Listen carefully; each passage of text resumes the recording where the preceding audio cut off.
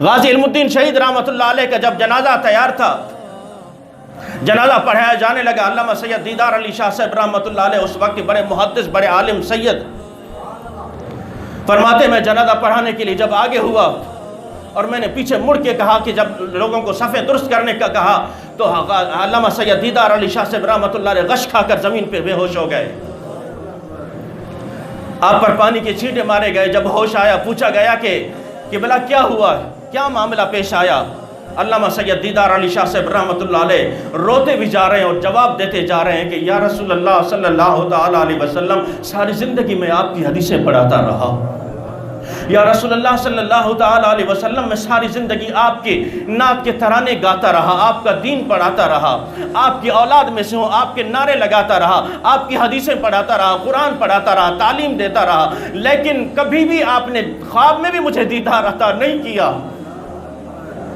آج آپ بنفس نفسی غازی صاحب کے جنازے میں خود تشریف لے آئے ہیں۔ یارو یہ معاملات اس طرح نہیں ہو جاتے، کچھ باتیں ہیں جو اندر کا عشق بولتا ہے، کچھ باتیں جس کی ترجمانی عشق کرتا ہے کہ محمد سے وفا تو نے تو ہم تیرے ہیں، یہ جہاں چیز ہے کیا لوح و قلم تیرے ہیں۔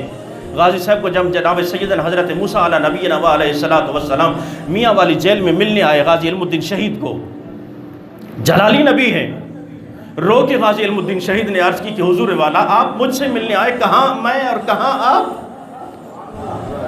میری اوقات کہ آپ مجھ سے جیل ملنے چلے آئے۔ حضرت موسیٰ علیہ السلام فرماتے ہیں ہاں